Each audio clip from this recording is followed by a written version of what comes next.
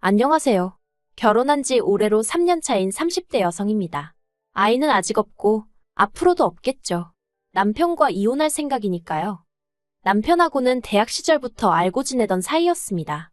하지만 그 당시엔 남녀 사이라기보다는 그저 좋은 오빠 동생에 불과했지요. 그랬던 저희가 본격적으로 연애를 시작한 건 남편 나이 32, 제 나이 29일 때였어요. 그때 저는 다니던 중소기업에서 운 좋게 대기업으로 이직을 했는데 새로운 환경에서 받는 스트레스가 상당했거든요. 그래서 남편에게 정신적으로 의지를 많이 했던 게 사실이에요. 그리고 그때만 하더라도 남편은 제 말에 귀 기울여주고 저를 배려해주는 좋은 사람이었죠. 그래서 결혼까지 하게 되었던 거고요. 하지만 결혼하고 반년도 되지 않아서 생각지도 못한 상황을 마주하게 되었습니다. 아버님이 하시던 공장이 재정적으로 문제가 생기면서 그 여파가 저희 신혼생활에도 미치게 된 것이었죠. 사실 아버님은 오래전부터 작은 의류 공장을 운영해 오셨는데 남편이 아버님 사업에 대해서는 딱히 얘기를 꺼낸 적이 없었기에 그저 막연히 안정적일 거라고 생각했어요. 게다가 저희가 결혼할 때 많이는 아니어도 시댁에서 5천만 원을 보태주셨거든요. 그러니 설마 몇 달 만에 공장이 그 지경이 될 거라고 누가 상상이나 했겠어요? 아버님 공장이 어렵다는 이야기를 들은 지 일주일도 되지 않았을 때 아버님께서 연락을 해오셨습니다. 그리고는 기니 할 말이 있다고 하시더니 저희가 결혼할 때 주셨던 5천만 원을 돌려달라는 거예요. 참고로 결혼 당시 저는 모아둔 돈이 7천 있었던 반면 남편은 3천의 대출이 남은 외제차 한 대가 전부였어요. 결혼 이야기는 남편이 먼저 꺼냈는데 가진 게 제 생각보다 너무 없어서 황당하더라고요. 그래서 제가 남편더러 결혼은 좀 더 준비가 되면 하자니까 돈 때문이냐며 혼자 씩씩거리더니 며칠 뒤 시부모님이 5천을 해주시기로 했다더라고요. 그래서 저는 말은 안 했지만 어머님 아버님 생각에도 아들이 장가가기엔 너무 가진 게 없어서 해주셨나 보다 싶었습니다. 그리고 이 이야기를 친정에 하니 친정 부모님께서 저도 그럼 5천은 해가는 게 좋겠다며 선뜻 5천을 내주시대요. 아무튼 그런데 이제 와서 해준 돈을 돌려달라 하시니 황당하고 어이가 없었죠. 게다가 제가 그 돈을 어디 통장에 넣어둔 것도 아니고 이미 전세 보증금으로 다 써버린 상황이었는데 말이에요. 그래서 제가 무슨 수로 그 돈을 돌려드리냐고 못 드린다고 했어요. 그랬더니 아버님께서 지금 시애비가 죽게 생겼다는데 못 준다는 소리가 나오냐면서 큰 소리를 내셨습니다. 제가 당시 결혼한 지 반년도 안 됐을 때였는데 시아버지 되시는 분이 목청을 높이시니 얼마나 놀랬겠어요.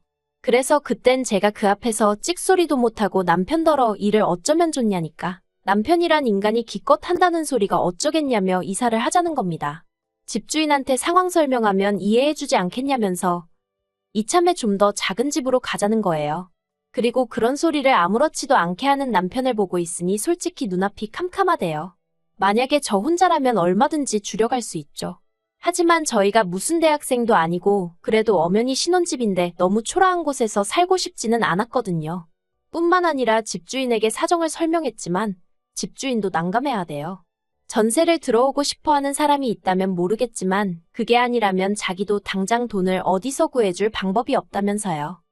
그리고 저는 답답한 마음에 결국 친정 부모님에게 상황을 설명하고 손을 벌리게 되었습니다.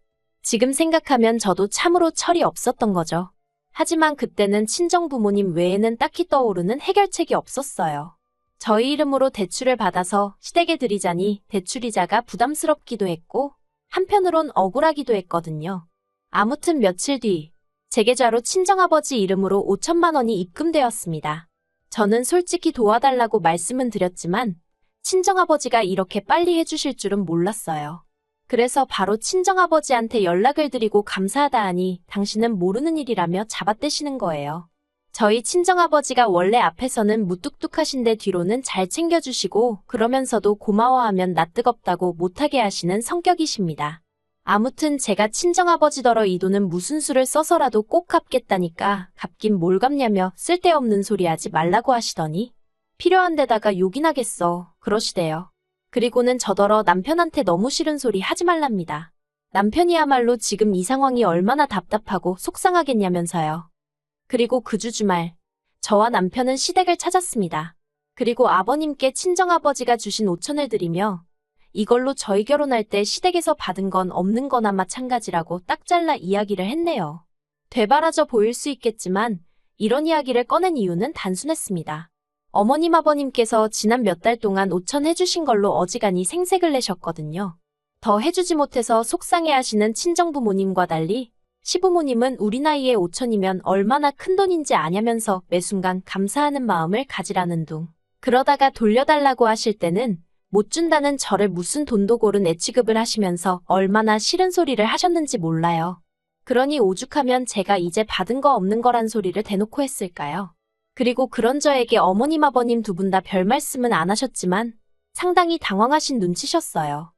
한편 시댁에 5천을 건네고 몇 달 지나지 않아 이번엔 집주인 쪽에서 먼저 연락이 왔습니다.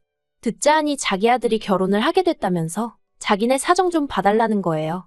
그리고 저는 옳다구나 싶었습니다. 솔직히 살아보니까 여러 가지로 저희랑 안 맞는 부분이 많았거든요. 회사까지 가는 길도 교통편 자체는 나쁘지 않았는데 문제는 그 일대에 저희처럼 출근하는 사람들이 워낙 많다 보니 버스에 앉아서 간다는 건 상상도 할 수 없었고요. 그리고 집 상태도 도배를 싹 해놔서 그런지 겉에서 보기에는 깨끗하고 멀쩡해 보여요. 그런데 어찌나 여기저기서 벌레가 많이 나오던지 자려고 누우면 벽에 꼭 벌레가 기어가고 있을 것 같아서 졸리긴 한데 잠이 안 오는 거예요. 그런데 집주인한테 얘기하면 여기가 주변에 나무가 많아서 그렇다며 대신 공기가 좋지 않냐는 소리나 해대고 아무튼 그렇다 보니 그냥 하루빨리 이 집에서 나가고 싶다는 생각뿐이었는데 집주인이 먼저 계약을 깨달라고 나오니 저희로선 땡큐였어요. 그래서 저희는 결국 첫 전셋집에서 1년도 안 살고 이사를 하게 되었습니다. 그런데 남편이 저번에도 그러더니 이번에는 좀 작은 집으로 이사를 가자대요. 그래서 왜냐고 물으니 이참에 보증금 일부로 자기 차에 걸려있는 대출을 갚으려고 그런다는 거예요. 어이가 없어서 제가 남편더러 보증금에 당신 돈이 어딨다고 그걸로 당신 차에 걸려있는 대출을 갚느냐고 무안을 줘버렸어요. 아버님이 주셨던 5천 도로 가져가셨고 그걸 제외하고도 남편이 보탰다는 3천은 솔직히 일일이 따지자니 좀 치사한 것 같긴 한데 저와 마찬가지로 결혼식에 신혼여행 그리고 살림살이 사는데 다 쓰였으니까요. 그러니 솔직히 남편이 자기 몫을 찾는 건 정말 염치 없는 거잖아요. 그리고 그나마 다행이라고 해야 할지 남편도 제 이야기를 듣고는 얼굴만 붉힐 뿐 더는 따지고 들지 않더라고요. 한편 돌려받을 전세보증금으로 갈 만한 곳은 서울에서는 오래된 빌라 정도밖에 없었습니다. 그리고 제가 그때 생각한 게 이러다간 허구한 날 이사나 다니다 결국 내 집은 못 사는 거 아닌가 싶은 거예요. 그래서 남편에게 대출을 받자고 했어요. 단 1억이라도 대출을 받아서 오래된 아파트라도 우리 명의로 된 걸 하나 마련하자고요. 그랬더니 남편이 대번에 싫답니다. 대출 받으면 이자 나가지 않냐, 그거 싫다고 자기 아버지 돈 돌려드릴 때도 쪽팔리게 장인어른한테 손 벌린 거 아니냐면서요. 그래서 그때랑 지금이랑은 명분도 다르고 상황도 다르다고 설명을 했지만 아예 들으려고 하질 않으니 소용이 없었죠. 그리고 결국 제가 그러면 냅두라고 했어요. 어차피 보증금도 다 내 돈이나 마찬가지니 대출도 내 이름으로 받겠다고요. 그러자 이번에도 남편이 설레발을 치면서 한다는 소리가 나중에 자기한테 부부니까 같이 갚아달라는 둥 어쩐다는 둥 그런 소리 하면 안 된다는 겁니다. 그래서 제가 걱정 말라고 했어요. 당신이나 나중에 같이 안 산 걸 후회하지 말라고요. 그런데 여기서 제가 이런 말을 한 건 정말 무슨 집값이 오를 거라고 기대를 했다거나 그랬던 것은 아니고요. 그냥 너무 신경질적으로 나오는 남편이 미워서 저도 한번 해본 소리였네요. 돌려받은 보증금에 대출까지 받아서 있는 대로 긁어모으니 대충 3억 정도 되었습니다. 그래서 그 돈으로 서울 끝자락에 있는 정말 작은 아파트를 하나 샀어요. 18평으로 방 2개 화장실 하나가 있는 빠듯한 공간이었죠. 그래도 이제 이사는 안 다녀도 된다는 생각에 기뻤고 아파트를 알아보다가 알게 된 사실이었는데 지어진 지 워낙 오래돼서 재개발이 되니마니 하는 곳이었더라고요. 그런데 제가 그렇게 싼 값에 살 수 있었던 건 원래 살던 주인이 할아버지셨는데 그렇다 보니 리모델링이고 뭐고 하나도 안 하고 30년 가까이 사셨답니다. 그러다 자식들이 다 외국으로 나가면서 같이 나가게 되셨다고 빨리 팔아야 한다는 걸 제가 운 좋게 잡았던 거고요. 아무튼 그렇게 집을 사고 인테리어는 친정아버지가 아는 분께 부탁하여 시세보다 저렴하게 해결했어요. 그리고 이제 전세도 아니고 제 명의로 된 자가였던 만큼 집들이도 했죠. 그런데 시부모님이 저희 집 현관을 들어서시면서 하시는 말씀이 이것도 집이냐고 사람을 불렀냐는 거예요. 그래도 나름대로 뿌듯한 마음으로 모신 자리였는데 첫마디가 저러니 저도 사람인데 기분이 팍 상하대요. 한 푼 보태주신 것도 없으시면서 어쩌면 말을 저렇게 하시나 싶은 게 정말이지. 지금도 그때 느낀 허탈감이 얼마나 생생한지 몰라요. 하지만 제가 고작 그런 일로 이혼까지 생각하게 된 것은 결코 아닙니다. 지난 3월, 저희 부부가 결혼한 지 3년째 되던 달이기도 했지요. 나름대로 우여곡절을 겪으며 벌써 3년이란 시간이 흘렀구나 싶었을 즈음이었는데 시부모님에게서 연락이 왔습니다. 할이야기가 있으니 조만간 한번 올라오시겠다고요. 그래서 주말에 오시라고 말씀을 드렸고 그러겠다 하셨어요. 그런데 그 할 말이라는 것이 기도 안 차는 것이었습니다. 아버님께서 저에게 5천만 원을 주시면서 그때 돈 잘 썼다 하시더니 이제 이 돈 돌려주니까 아파트 명의를 남편과 공동 명의로 하라는 것이었죠. 황당해서 순간 말도 안 나왔어요. 남편이 죽어도 대출은 같이 안 갚는다고 그래서 거의 2년에 가까운 시간 동안 저 혼자 대출 갚았거든요. 그리고 그나마 다행히 동네에 지하철이 들어오네. 그리고 재개발 얘기도 진척이 좀 있어서 아파트 값이 올라 그걸로 마음의 위안을 삼고 있었는데 뜬금없이 그때 5천 이제 돌려줄 테니 공동명의를 하라니 어림 택도 없는 소리였지요. 그래서 제가 아버님더러 싫다고 했어요. 그러니까 아버님이 영문을 모르겠다는 표정으로 왜 싫으냐입니다.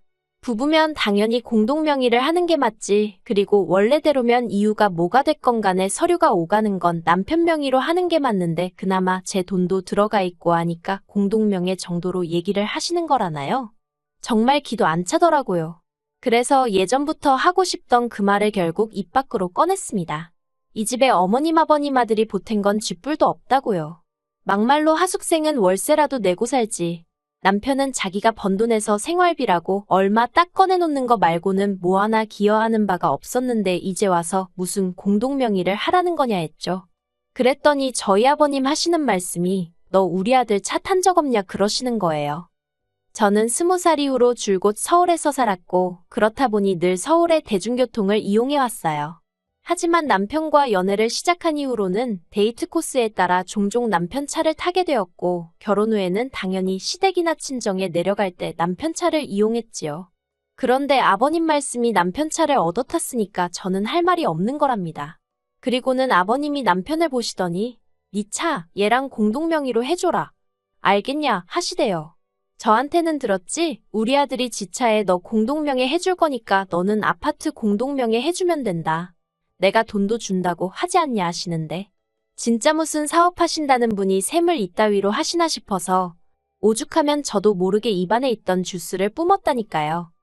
제 입에서 나간 오렌지 주스를 어머님이 정통으로 얼굴에 맞으셨고 당연히 난리가 났어요. 어머님이 더러워 죽겠다며 저한테 일부러 그랬지 하시며 삿대질을 해대셨고 저는 그게 아니라곤 했지만 어머님의 벌개진 얼굴에 얼룩진 오렌지 과육들이 눈에 자꾸 들어와서 웃음을 참지 못했습니다. 그러자 어머님이 저더러 미친 엑스 아니냐며 아버님더러 가자고 화를 내셨고 아버님은 아버님대로 저더러 다음 주까지 공동명의에 놓으라고 안 해놓으면 5천만 원도 안 줄 거고 저희 이혼시킬 거랍니다. 그런데도 저는 끝까지 웃음이 나오려고 해서 나중엔 억지로 웃음을 참았더니 눈물이 질질 흐르더라고요. 그리고 아버님 어머님이 돌아가시고 나자 남편한테 이게 지금 말이 된다고 생각하냐고 물었어요. 그랬더니 남편이 공동명의하는 게 돈 드는 것도 아니고 뭐가 문제냐입니다. 저만 원하면 앞으로 대출금도 같이 갚겠다면서 저더러 너무 계산적으로 사는 거 보기 안 좋다대요.